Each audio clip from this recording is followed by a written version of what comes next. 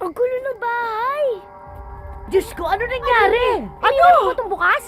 Ano matay man ako nila ko to bago tayo umalis. Wala akong... Teka nga, tingnan ko nga Tingnan muna niyo yung sa taas. taas. Tingnan natin. Ang Paraan. bihira! Dinikawan tayo! Malamang Lola. Ano to, may nag-field trip lang? Ay, nako. Sinabi ko na eh. Sinabi ko na. Alam ko na mangyayari to. Ayaw niyo Naku naman, maniwala ikaw sa pala, akin. alam mo pala eh! Ayaw niyo kasi maniwala. Pambihira! Kala niyo naglolo ko ako. Ano kaya... Ano nangyari? Wala lahat doon ang alahas ko! Lahat? Lahat! Ate, yung ano ko, yung TV ko, nawala! Nanakaw din! Wala kang TV? Nagpaplano ka palang bumili, di ba? Si ate Pati pala, mga no? paintings tinira. Ano ka ba? Teka muna. Walang may gusto mangyari ito, ha? Mabuti pa, Ninakawan i-report eh. na natin to sa Ano mga polis. magagawa natin? Isa pa, mabuti. Wala tayo dito. Mabuti. Wala nasaktan sa atin, di ba? Siyempre, Lola. Paano tayo sasaktan? Wala nga tayo rito. Subukan nila saktan tayo nang wala tayo rito. Kaya hindi tayo nasaktan kasi wala tayo rito, di ba? Hindi nga. puro kalokohan. Ayan. Ay, ano ba? Scam yan. Na-scam tayo. Alam ng mga magnanakaw na yan na walang tao dito.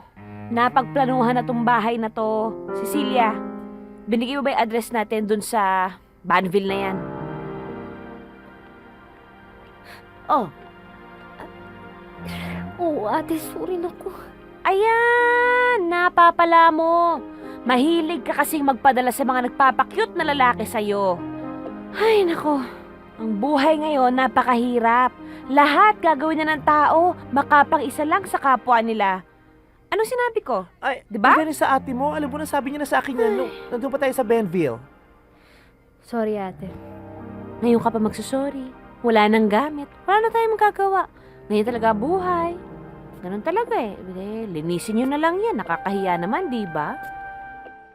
And Jill came tumbling after.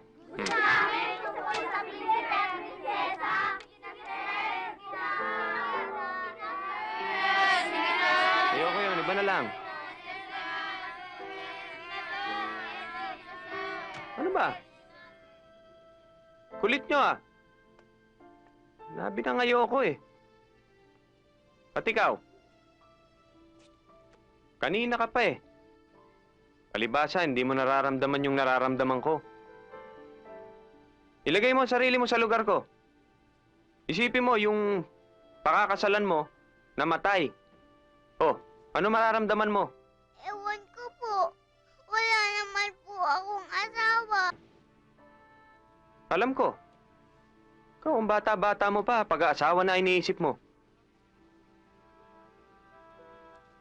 At kayo, huwag muna kayo magpapakasal, ha? Babataan nyo pa. Tandaan nyo yan, ha? Kung ayaw nyo matulad sa akin. Ha?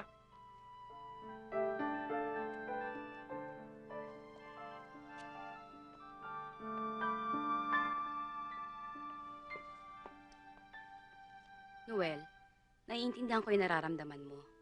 Pero, huwag mo na sana indamay yung mga bata. Wala namang kasalanan yung mga yan eh. Sabi ko naman sa'yo eh, nandito lang naman ako. Handa akong pumalit. Salamat, ha? Dito na kami sa page 4. Tuloy mo na lang. Hindi dyan. Pumalit dyan. Dito? Dyan! Page 4.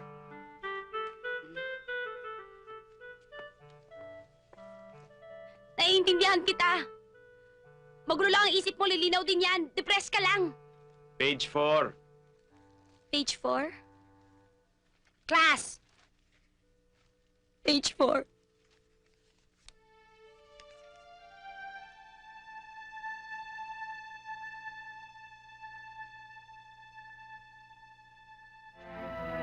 Saan ka nang galing? Ate, nanalo ako sa contest. Ito yung pera, oh. Surpresa ko para sa'yo. Wala naman ng masama doon ah.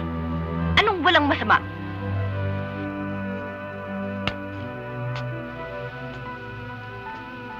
Ako ang magsasabi kung anong masama at kung anong mabuti para sa kapatid ko. kapal talaga ng mukha mo, ano? Hindi ba sinabi ko na sa'yo na hindi kita gusto para sa kapatid ko? Pwede ba umalis ka na?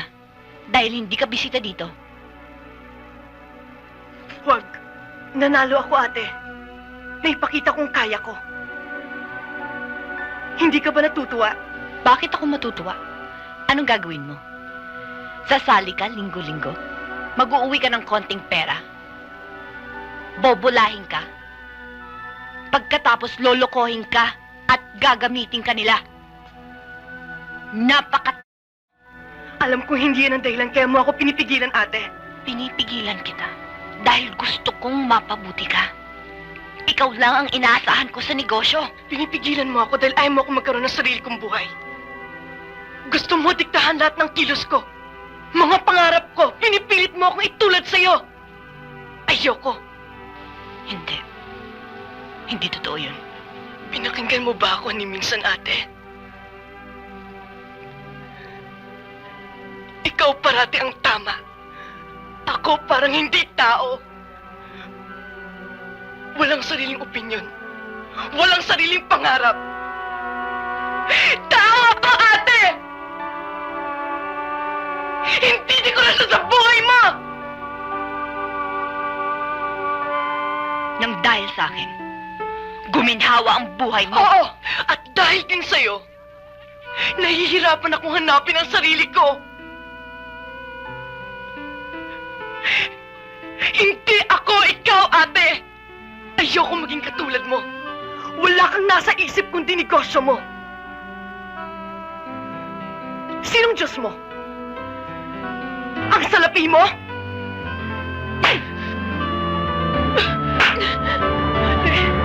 Sorry, ate, nabigla lang